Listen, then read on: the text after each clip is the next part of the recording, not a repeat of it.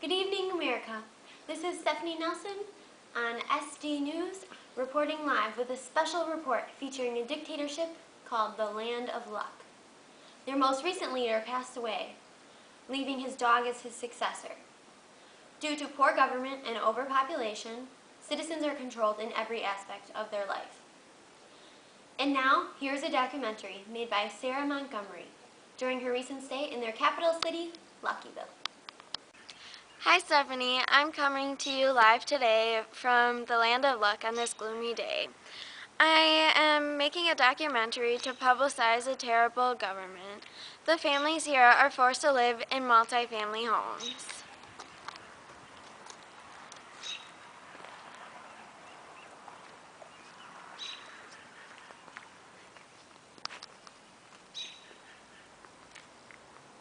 There's a girl over there. Let's go ask her a few questions. Excuse me, ma'am. Can you answer a few questions for me? Yeah, sure. What do you need to know? Do you like the society you live in? Yes, I love it. Lucky tells us everything we need to do, so I don't even have to think. Oh, who is Lucky? Only the greatest ruler ever. He's a long-haired wiener dog with a black and white coat. That's why we wear the clothes we do. Girls wear all white, guys wear all black.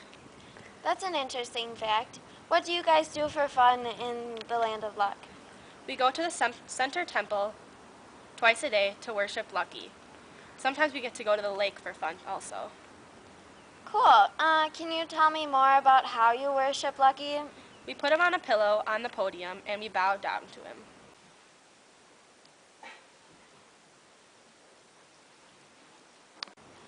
That's interesting. Can you maybe tell me something about your educational system?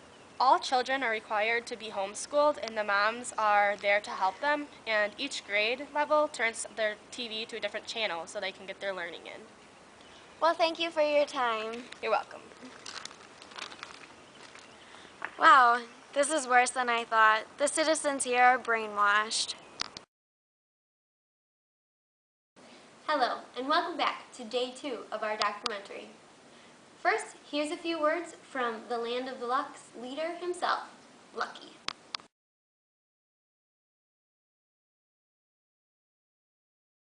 Wow, that was scary. Now on to some more coverage with Sarah Montgomery.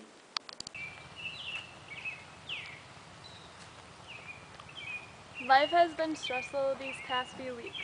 To begin, I have started a new job at the supermarket on the weekends, which is highly illegal. Wives are expected to stay at home and take care of the children. Luckily, I've convinced my manager that I don't have a family. The thought of getting caught for this heinous crime and forcing my whole family to work in a slave camp for 5 years makes me want to quit now. I guess I'm already breaking the rules, however. My husband and I have decided that we want a second baby. The only problem with having a new baby is that if the government finds out, we will all be sent to an island for a year and forced to work. Our country was never like this. It all started about 7 years ago. My husband and I planned on having 5 children, but our old government official suddenly died and everything went downhill from there. His successor to the throne was his dog, Lucky. That's right, our country is run by a wiener dog. I don't know what to do with my new pregnancy. My husband is happy, but we are both scared. We've decided that there is something terribly wrong with the country we live in, and we need to do something about it. Sincerely, Bethany. Let's go ask this girl a few questions. Excuse me, ma'am. Can you answer a few questions for me for my documentary? Oh, sure, I'd love to. What is your take on the society that you live in? Well, personally, I've always followed the rules, but recently I've discovered how corrupt our government really is. What is bad about it? First of all, there's such bad overpopulation that they restricted us to only having 1 kid per family. Oh, I noticed you were writing in a diary. Do you do that often? Yeah, pretty much every day. It's an easy way for me to kind of get stuff off my chest. Okay. Hey. Hi. Who are you? I'm Sarah. I'm from the U.S. I'm doing a documentary on your country. Did my wife tell you any of the bad parts about living here? A few. Do you have any more to add? Well, since we're having another child, there's a huge risk that we could all be sent off to the island, where we'd be forced into enslavement for a year. Wow, that's horrible. I really hope Lucky doesn't find out. I know, I hope that doesn't happen either. Well, thank you for your time. You're welcome.